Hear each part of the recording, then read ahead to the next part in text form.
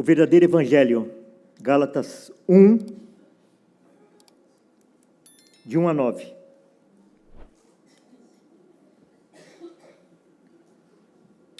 Paulo, apóstolo, não da parte de homens, nem por intermédio de homem algum, mas por Jesus Cristo e por Deus Pai, que o ressuscitou dentre os mortos. E todos os irmãos, meus companheiros, as igrejas da Galácia. Graça a vós, outros, e paz, da parte de Deus nosso Pai e do nosso Senhor Jesus Cristo, o qual se entregou a si mesmo pelos nossos pecados, para nos desarraigar deste mundo perverso, segundo a vontade de nosso Deus Pai, a quem seja a glória pelo século dos séculos. Amém. Admira-me. Não acabou a leitura ainda não, irmãos. Admira-me que estejais passando tão depressa daquele que vos chamou na graça de Cristo para outro evangelho, o qual não é outro, senão que há alguns que vos perturbam e querem perverter o evangelho de Cristo. Mas, ainda que nós, ou mesmo um anjo vindo do céu, vos pregue evangelho que vá além do que vos temos pregado, seja anátema. Assim como já dissemos, e agora repito, se alguém vos prega evangelho que vá além daquele que recebestes, seja anátema.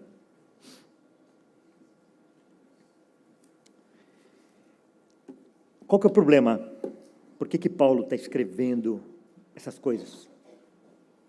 A maioria dos que compunham a igreja eram gentios, quer dizer, não eram judeus, que haviam escutado a pregação de Paulo e crido em Cristo para sua salvação. Haviam agora, entretanto, adotado apressadamente a sugestão de certos mestres judaizantes, os quais lhe falavam que deveriam ser circuncidados e a obedecerem à lei judaica para serem salvos. Então, irmãos, essa carta de Paulo às igrejas da Galácia é uma carta dirigida a uma igreja que havia ouvido o evangelho da graça de Cristo, da graça de Deus, e ela estava se desviando para um evangelho sinergista.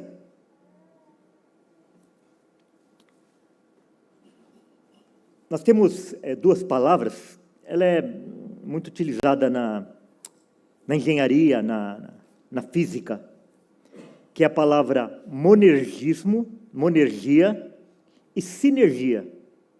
O que é a monergia? A monergia é quando uma força atua para a obtenção de determinado resultado,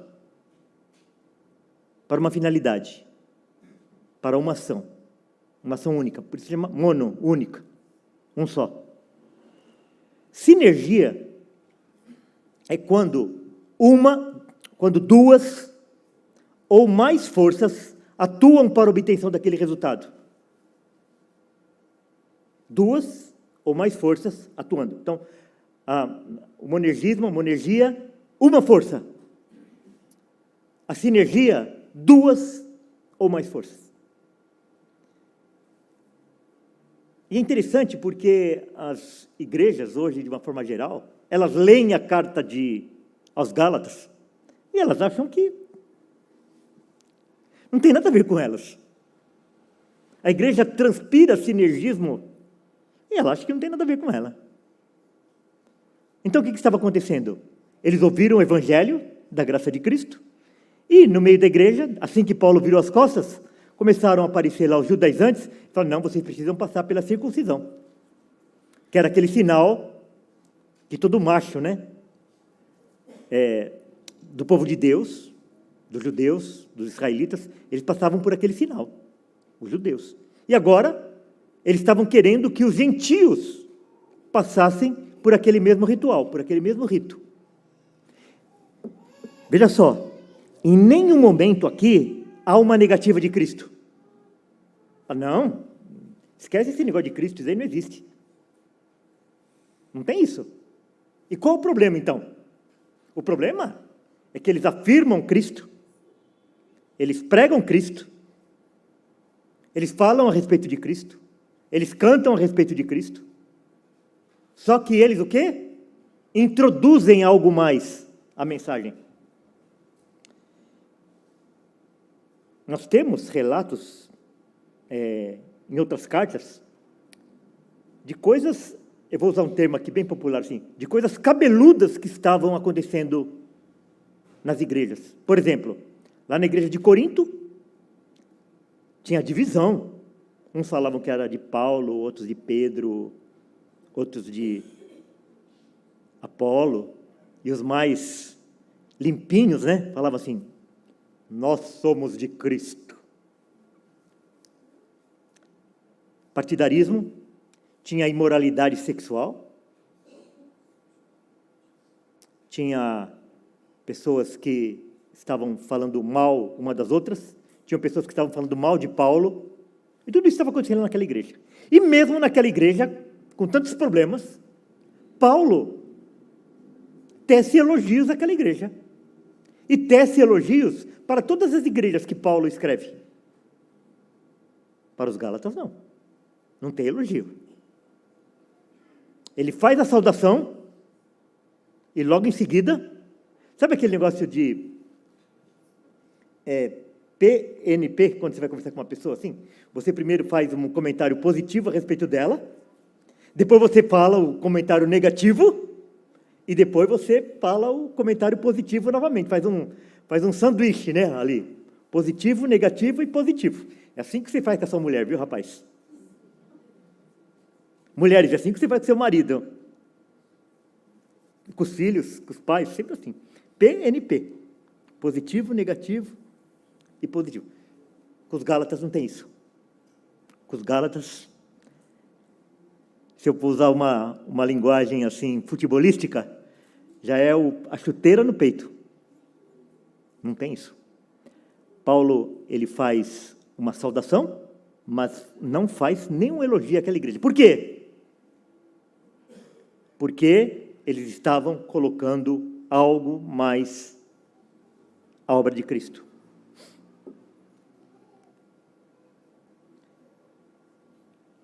E a marca, irmãos, essa questão de você diminuir a obra de Cristo, acrescentando algo à obra de Cristo, não é negando. Não é negando. Esse que é o problema. Porque, irmãos, quanto mais parecido o falso evangelho for do verdadeiro, mais perigoso é. Por exemplo, se alguém chega para você já negando Cristo, você não vai dar nem bola. Se a pessoa negar a Deus, você não vai dar nem bola. Não é verdade? Esse tipo de fé não nos ameaça. Ou falta de fé não nos ameaça. A pessoa, não, isso aí não existe nada disso. Você não vai ligar para aquilo que a pessoa está falando. O problema é quando a pessoa vem com um discurso que é muito parecido com o evangelho verdadeiro. Só que por ele ser muito parecido, ele engana muito mais. Ao ponto de que hoje na igreja brasileira, talvez 80% da igreja seja igual às igrejas da Galácia, e ninguém percebe isso. E ninguém combate isso. Então nós vemos lá no século V, por exemplo, a discussão entre Pelágio e Agostinho. Pelágio, ele pregava que a morte de Cristo foi somente para pagar o pecado original, o pecado de Adão. Então, quando Cristo morreu, ele pagou o pecado de Adão, nós não temos mais a nossa natureza caída, e, portanto, nós nascemos neutros, com habilidade para receber ou para rejeitar o Evangelho, com habilidade para fazer aquilo que é certo e fazer aquilo que é errado.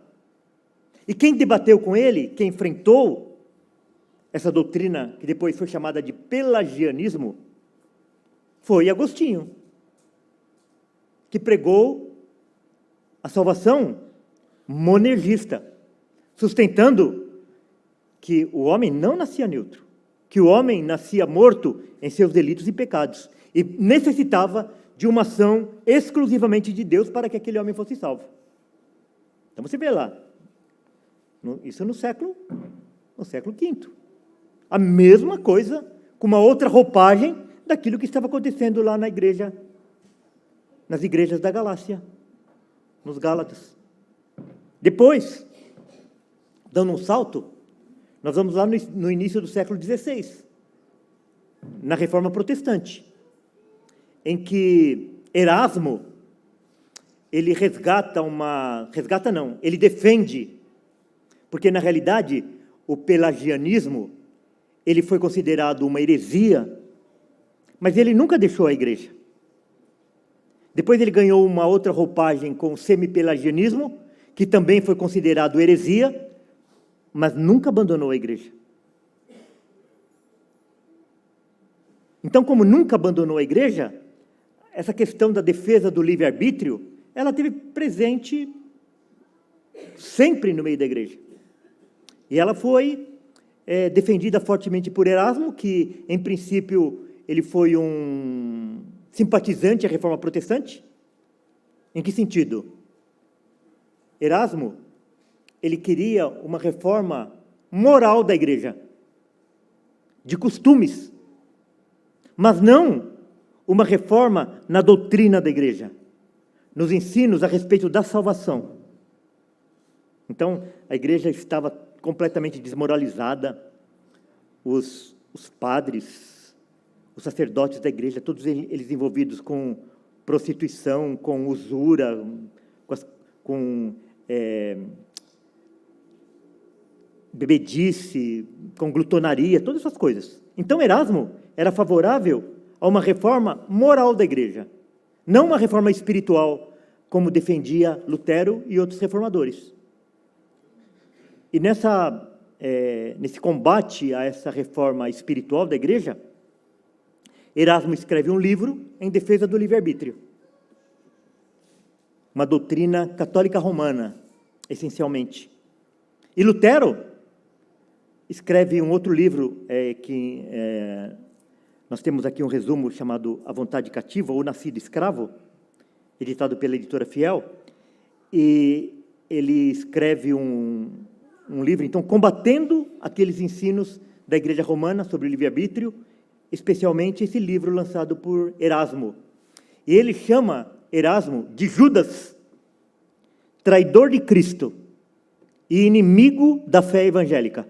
Essas são as palavras que Lutero escreve a respeito do seu amigo Erasmo. Por quê? Porque Erasmo também,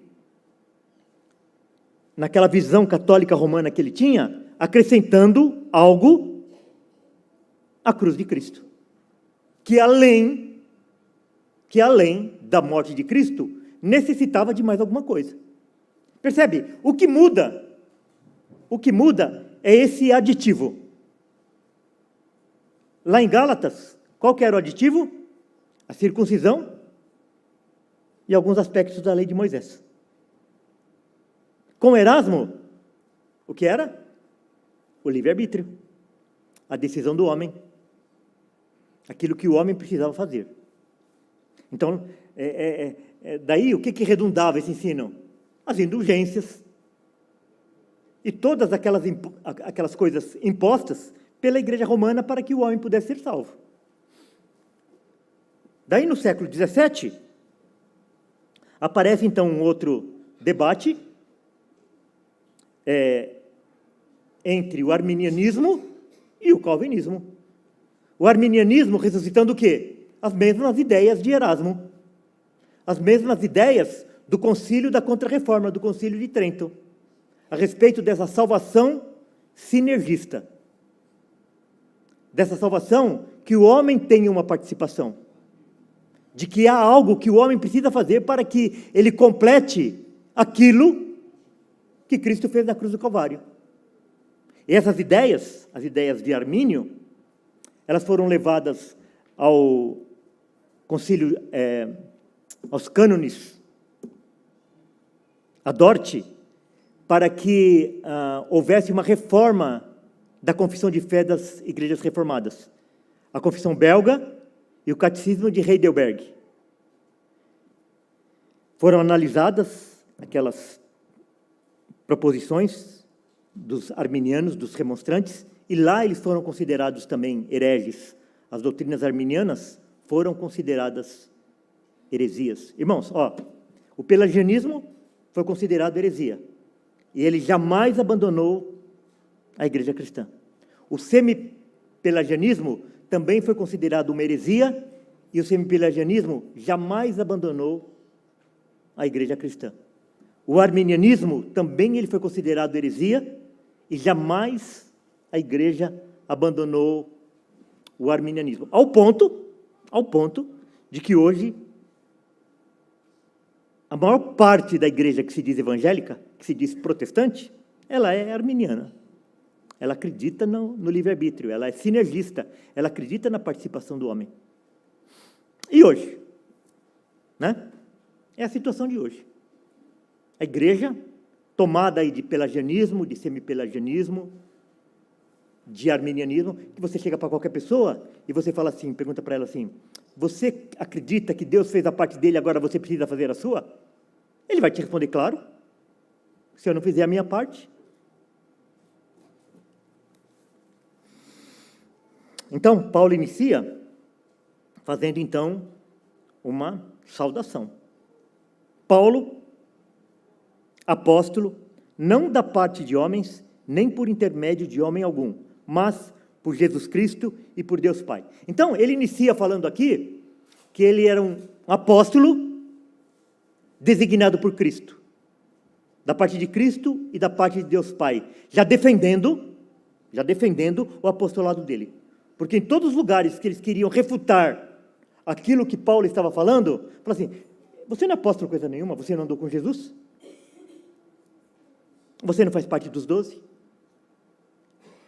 Então, ao invés deles contestarem aquilo que Paulo estava falando, eles depreciavam a pessoa de Paulo. É muito comum isso, né?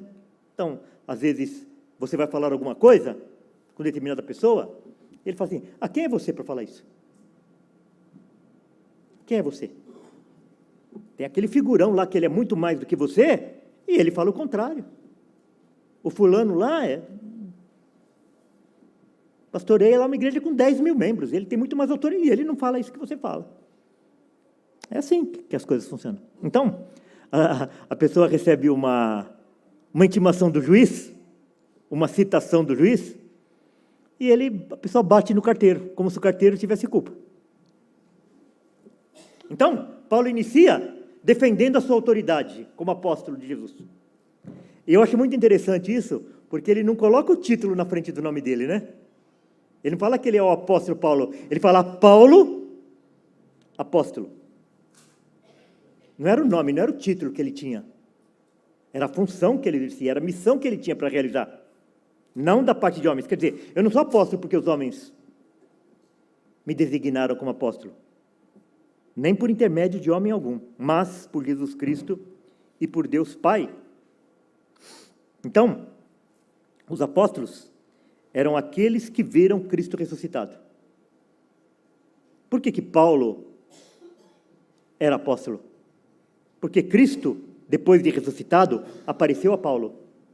Por isso que ele se refere a ele como último e como que um abortivo, um que foi gerado depois. Os apóstolos, eles receberam um chamado direto de Cristo. Eles foram capacitados por Cristo, inclusive com poderes especiais.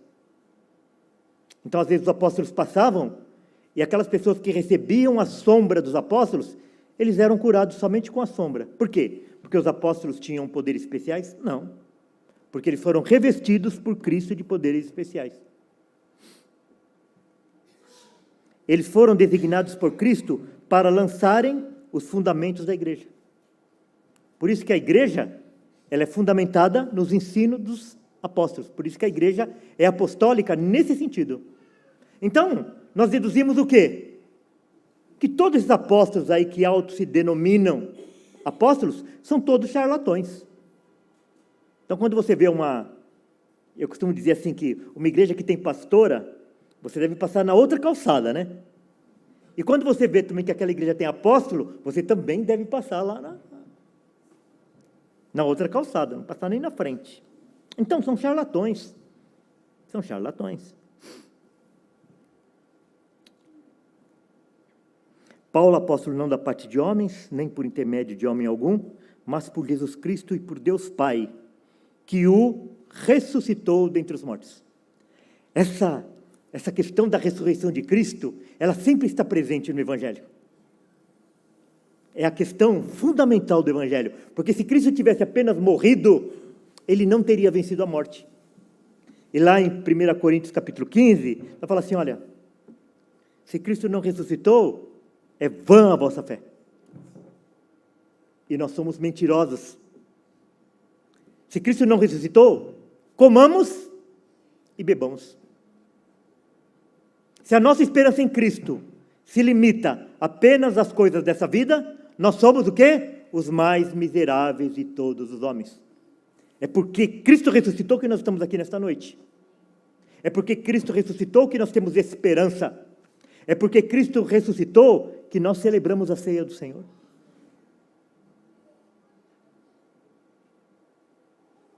Todas as religiões, elas têm um grande líder. Mas esses líderes, eles morreram e continuaram morridos. Cristo não. Cristo venceu a morte. Eu tenho poder para entregar a minha vida e para pegá-la de volta. E é isso que ele fez.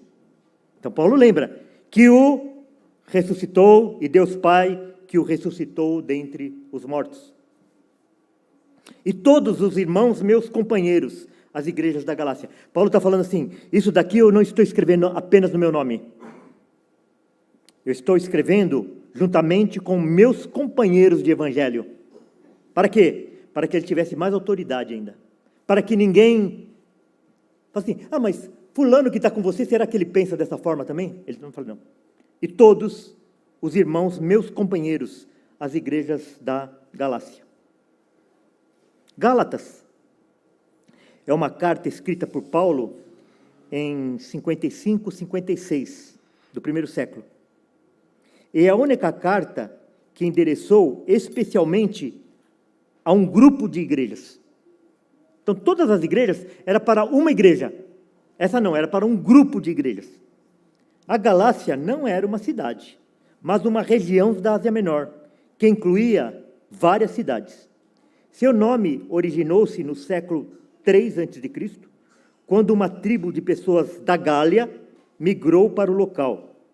No século I depois de Cristo, o termo Galácia era usado geograficamente para indicar a região centro-norte da Ásia. Aí vocês veem aí à direita aí, onde ficava então essa região aí da Galácia. E daí ele fala, graça a vós outros e paz da parte de Deus, nosso Pai, e do nosso Senhor Jesus Cristo. Você percebe que não tem nenhum elogio aí. Eu admiro a fé de vocês, eu admiro o trabalho de vocês, eu vejo o amor com que vocês têm para o Evangelho, o amor com que vocês se dedicam à causa do... Não tem nada disso. O qual se entregou a si mesmo pelos nossos pecados. Paulo, ele já inicia fazendo uma afirmação. Cristo se entregou a si mesmo pelos nossos pecados. Se ele se entregou a si mesmo pelos nossos pecados, não precisamos falar mais nada. Ele não está falando uma condicional. Ele não está falando uma condicional. Ele está fazendo uma afirmação. Ele se entregou a si mesmo pelos nossos pecados. João 10, 18. Ele entregou a si mesmo. Ninguém atira de mim. Pelo contrário, eu espontaneamente a dou. tenho autoridade para entregar e também para reavê-la. Este mandato eu recebi do meu Pai. Esta autoridade, esse poder, eu recebi do meu Pai. Então, eu tenho autoridade para entregar a minha vida e eu tenho autoridade para reavê-la, para buscá-la novamente. Daí ele usa esse termo aqui, ó, o qual se entregou a si mesmo pelos nossos pecados para nos desarraigar deste mundo perverso. Irmãos, se hoje nós achamos o nosso mundo perverso, há 2000 anos atrás, Paulo achava a mesma coisa. E sempre o mundo foi perverso. Sempre.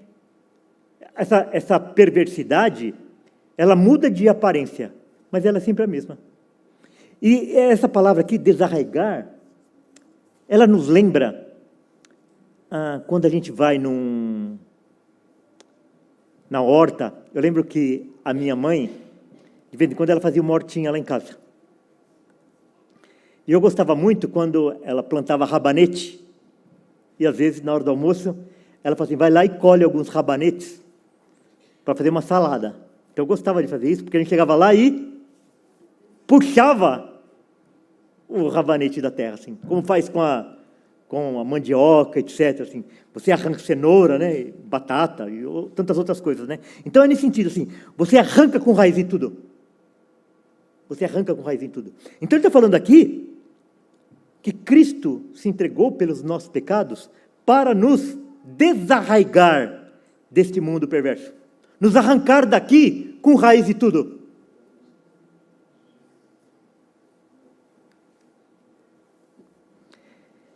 Essa palavra, Ezairel, ela tem o sentido, né, de arrancar, tirar, extirpar. Os cirurgiões sabem muito bem o que significa isso, né? Escolher para si próprio, selecionar uma pessoa entre muitos, livrar, libertar. Então, essa palavra aqui no grego, ela tem todos esses significados que é uma palavra muito apropriada para designar aquilo que Cristo fez conosco. Lutero disse assim, a justiça da fé que Deus nos imputa por intermédio de Cristo, sem nossas obras, não é política, nem cerimonial, nem justiça procedente da lei divina, nem consiste em nossas obras, mas é completamente diferente. Isto é, uma justiça meramente passiva, enquanto todas as outras são ativas. Então, o que Lutero está falando aqui, que essa justiça, para nós, ela é completamente passiva. É como se nós recebêssemos um carimbo, simplesmente. Como se nós fôssemos carimbados. A justiça de Cristo é imputada a nós. Então, quando Deus nos olha, Ele não olha as nossas imperfeições. Ele não olha os nossos pecados. Ele olha a Cristo. Porque a justiça de Cristo, ela é imputada a nós. Ela é atribuída a nós. Por isso que fala que é um ato forense. É uma declaração de Deus que Ele nos declara justos diante dEle. Segundo, a vontade de nosso Deus e Pai. É pela vontade dEle que Ele fez isso. Ele não fez isso por causa da nossa vontade. Porque, irmãos, se dependesse da nossa vontade, onde que nós estaríamos agora? Distantes. Distantes. Longe. Odiando a Cristo e amando odiar a Cristo.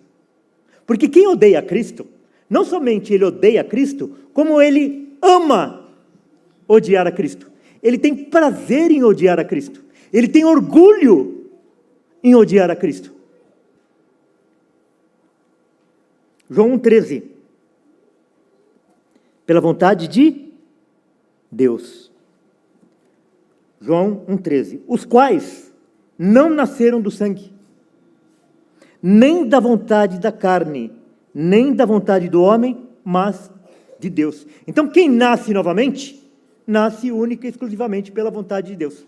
Quem é desarraigado dessa terra, desse mundo perverso é desarraigado única e exclusivamente pela vontade de Deus, sem participação humana, sem participação do sangue, sem participação de obras, sem participação do livre-arbítrio, mas única e exclusivamente pela vontade de Deus. A quem seja a glória pelos séculos dos séculos. Amém. E assim ele encerra essa parte. E agora ele vai direto no problema. Admira-me que estejais passando tão depressa daquele que vos chamou na graça de Cristo para outro evangelho. O que aconteceu? Paulo recebeu informações daquilo que estava acontecendo na igreja lá dos Gálatas. E acho que Paulo deve ter reagido assim: não acredito. Como que isso pode ter acontecido? Ele fala assim: admira-me, eu estou admirado que estejais passando tão depressa daquele que vos chamou na graça de Cristo para outro evangelho. Olha, eles não estavam negando Cristo, irmãos. Eles não estavam dizendo que Cristo não salvava. E Paulo está chamando aquilo de outro evangelho.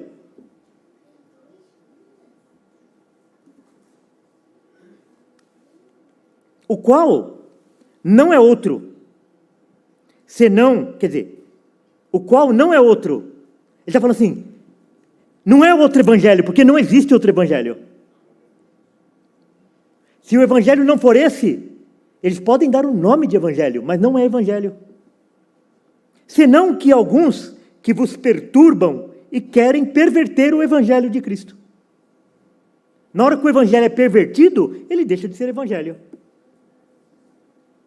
É igual uma água potável, que ela recebe uma gota de veneno, e na hora que ela receber uma gota de veneno, ela deixa de ser água potável. E o evangelho é a mesma coisa. Quando é acrescentado qualquer coisa no evangelho, ele deixa de ser evangelho. Então a gente usa essa expressão, o evangelho verdadeiro, ou o verdadeiro evangelho, é redundante. Porque se não for verdadeiro, não é evangelho. O qual não é outro senão que alguns que vos perturbam e querem perverter o evangelho de Cristo. O que é perturbar?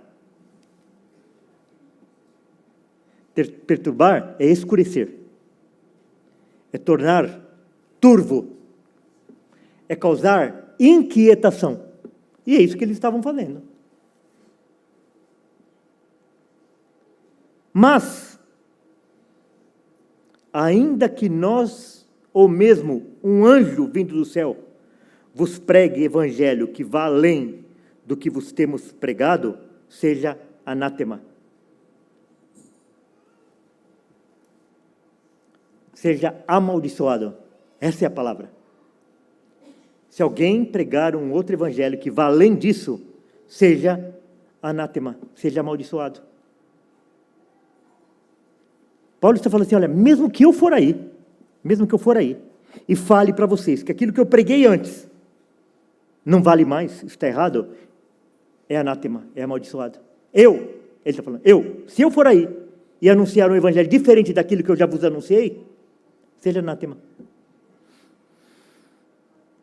Assim como já dissemos, e agora repito, se alguém vos pregue evangelho que vá além daquele que recebestes, seja anátema. Ele repete 2 vezes a mesma coisa, de tão forte que é. Qualquer pessoa que acrescenta qualquer coisa ao evangelho de Cristo é amaldiçoado. Isso é que está dizendo Paulo aqui aos Gálatas. E como que o evangelho é pervertido nos dias de hoje? Como é que nós testemunhamos o evangelho sendo pervertido nos nossos dias? Eliminando Cristo. Alguns lugares, eles falam de Cristo, mas você vê toda a vida da igreja, você não vê mais Cristo. Eu já contei para vocês aqui, mas como nós temos aqui uma renovação muito grande de pessoas, né? Deixa eu contar, porque às vezes eu penso que todo mundo sabe e não sabe. Há um pouquinho mais de um ano, eu fui participar do lançamento de um livro lá da editora Nova Vida, e fui participar lá de um café para o lançamento daquele livro. O autor estava lá e tal, e eu encontrei um amigo antigo, bem antigo. Sentei lá na mesa dele, começamos a bater papo, e eu fiquei admirado com as instalações da igreja lá, onde estava hospedando aquele café. Maravilhosa. Estacionamento, salas para tudo, todos os equipamentos, tudo muito rico, assim. E daí, conversando com ele, tal, uma hora ele falou assim para mim: essa igreja aqui tem tudo, menos Cristo. Ele falou para mim, que é membro lá daquela igreja, que lá tinha tudo, menos Cristo. E é uma igreja, sabe o quê? Uma igreja batista. Uma igreja batista tradicional. Não estamos falando de igreja pentecostal, nem neopentecostal, nem nada disso. Estamos falando de uma igreja batista. Ele falou assim: nessa igreja aqui tem tudo, menos Cristo. Então, por que hoje as igrejas, elas precisam inventar tantas coisas?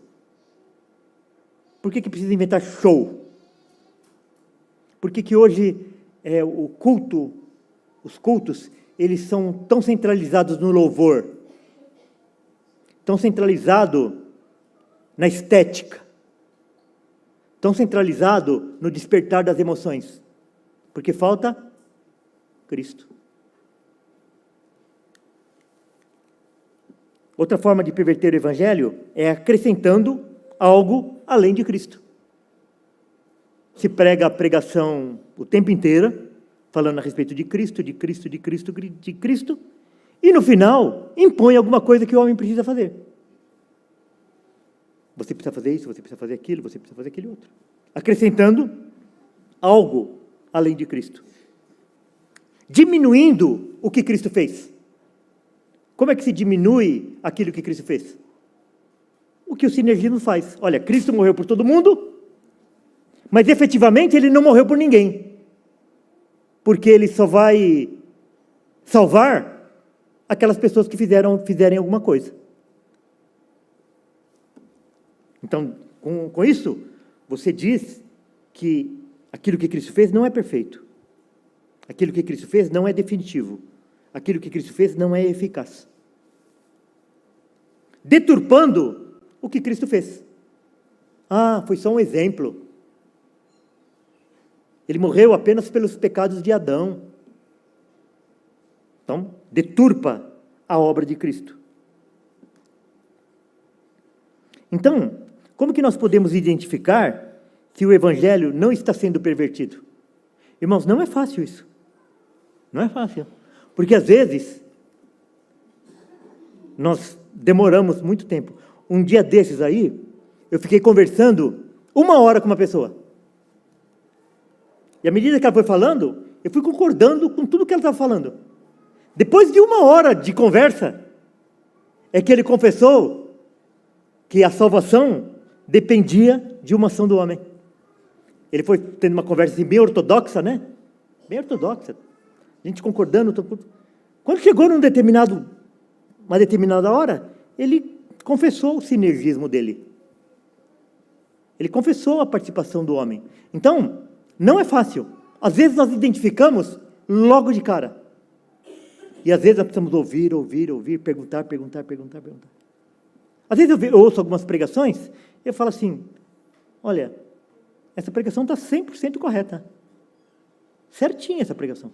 Só que como eu conheço outras pregações daquela mesma pessoa, eu sei o que ele está querendo dizer com aquelas afirmações que ele faz. Quer ver? Cristo morreu pelos pecadores. Claro que Cristo morreu pelos pecadores.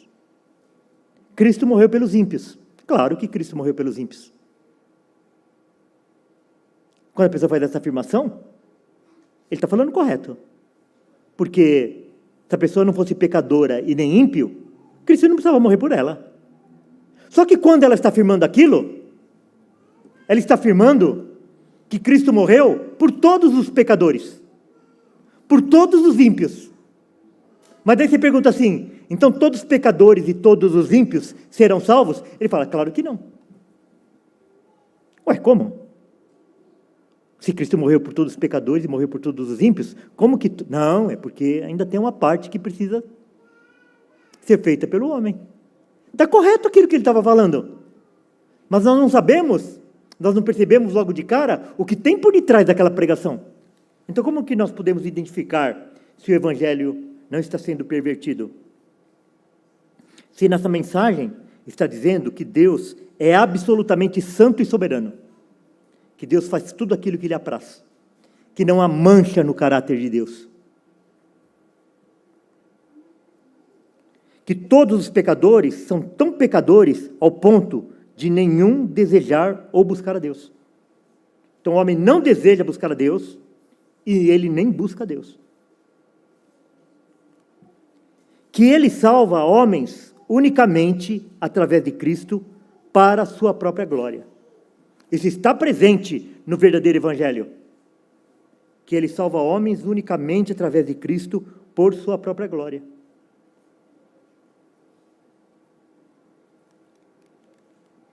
Que esses homens que são salvos foram escolhidos incondicionalmente antes que houvesse mundo. Não é pela bondade do homem que ele é escolhido. Porque se fosse pela bondade do homem, nenhum homem seria escolhido. Que todos os que foram eleitos serão chamados e atenderão ao chamado. Então, irmãos, isso vai estar presente em todas as pregações? Logicamente que não. Que a conversão, arrependimento, fé e perseverança são dons de Deus e evidências daqueles que foram salvos. Então, o homem precisa se converter? Sim. O homem precisa de arrependimento? Sim. O homem precisa de fé? Sim. O homem precisa perseverar? Sim. Todas essas coisas são exigidas. Só que todas essas coisas vêm de Deus. É Deus que dá ao homem. É Deus que outorga essas coisas ao homem. Então, voltando, essas coisas vão estar presentes em todas as pregações? Logicamente que não. Logicamente que não, nem dá. Nem dá. Mas, num conjunto de pregações, você ouve o pregador uma vez, duas, um mês, 2 meses, 3 meses, 4 meses, e essas coisas não aparecem, aquele evangelho está sendo pervertido. E é interessante que as pessoas ficam dentro de uma igreja a vida inteira, nunca ouvem essas coisas, e elas não percebem. Elas estão longe daqueles crentes de Bereia, em que eles examinavam as Escrituras para ver se as coisas eram de fato assim. Então, irmãos, nós estamos aqui hoje, mas a gente não sabe quem vai estar aqui, nesta igreja, na frente, no púlpito, daqui 30 anos. Eu ia falar 10, mas é muito cedo.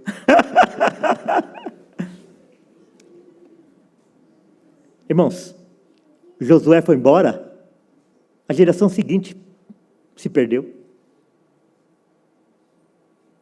Spurgeon, ele foi o maior pregador do século XIX. Ele é chamado o príncipe dos pregadores. E ele teve uma luta muito árdua para defender as doutrinas da graça. E ele fez um flerte com um pregador sinergista. E ele levou esse pregador sinergista lá para pregar na igreja dele. Quando ele morreu, o seu filho estreitou mais os laços ainda com aquele pregador sinergista. Quando o filho dele morreu, a igreja deixou tudo aquilo que tinha aprendido do Spurgeon e se transformou numa igreja arminiana sinergista. A igreja de Spurgeon. Percebe? Então, essa luta pela verdade, essa vigilância pela verdade, é uma tarefa de cada um de nós. Porque aquele que pregar um evangelho que vá além disso, ele deve ser o quê? Amaldiçoado. E cabe à igreja permitir que isso não entre na igreja. E se isso entrar na igreja, você tem que sair e ir para uma outra igreja que seja fiel.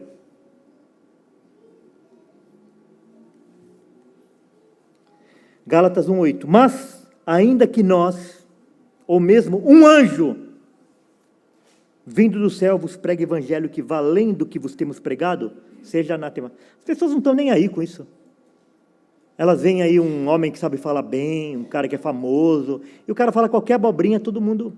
Se ele fizer, então, alguma coisa lá parecida com um sinal e maravilha, algum milagre, então, ele vai enganar multidões. Irmãos, essas igrejas estão lotadas. Essas igrejas são ricas.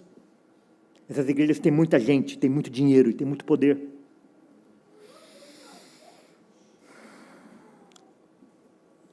Irmãos, o evangelho é para a glória de Deus. Única e exclusivamente para a glória de Deus. Somente o Senhor será glorificado com a nossa salvação. Nós não somos salvos por causa de nós. Nós somos salvos porque nós pertencemos a Cristo. Então, Cristo... Vamos supor que você vai viajar e você deixa algumas coisas lá naquele local que você morou lá um determinado tempo.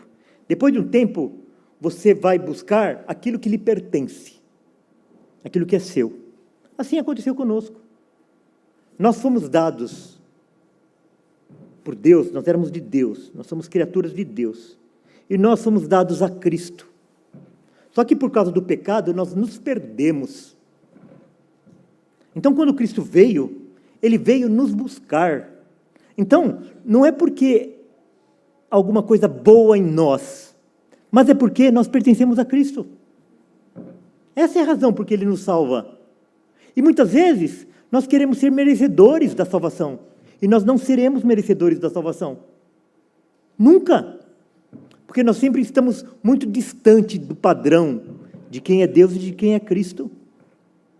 Por isso, irmãos, que nós devemos ser defensores da fé, do verdadeiro evangelho, do puro evangelho, e não nos deixarmos enganar com o falso evangelho, e tomarmos cuidado com aquele evangelho que é muito parecido. Irmãos, dizem que na época de Pelágio, não existia uma pessoa mais piedosa do que Pelágio.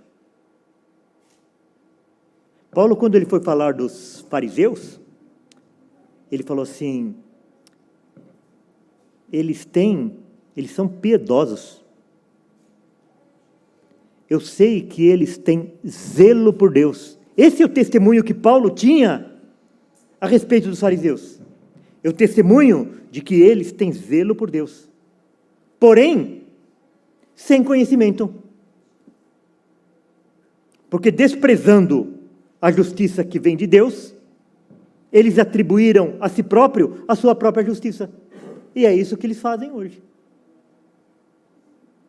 E daí, aquele alerta. Nós precisamos estar atentos. Porque quanto mais parecido o falso evangelho for do verdadeiro, mais ele engana. E mais tempo a gente demora para perceber. E daí sabe o que as pessoas falam?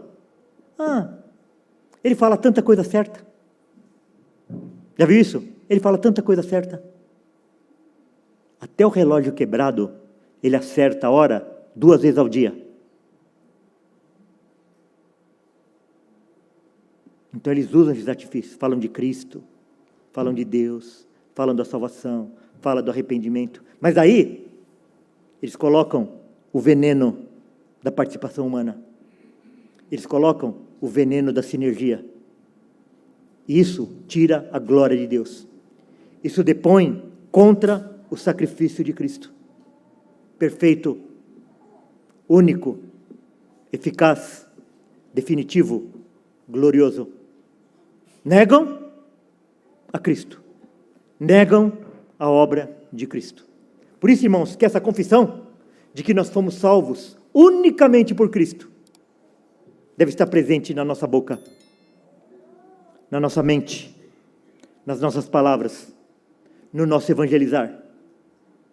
E atentos para que, ainda que eu ou que Paulo ressuscite, ou que um anjo venha aqui e pregue um evangelho que vai além do evangelho da cruz de Cristo, aquele que morreu e ressuscitou, seja anátema. Que o Senhor possa nos dar essa força e essa sabedoria para a glória do nome dEle. Obrigado, Senhor, pela sua palavra, e que nós possamos sempre estarmos atentos àquilo que nós temos aprendido da tua palavra. Que nós possamos passar adiante esse verdadeiro evangelho, o evangelho da cruz de Cristo, aquele evangelho que nós não temos do que nos envergonharmos, e que Cristo possa ser exaltado, Senhor, nesta igreja e nas nossas vidas. E é em nome dele que nós oramos. Amém.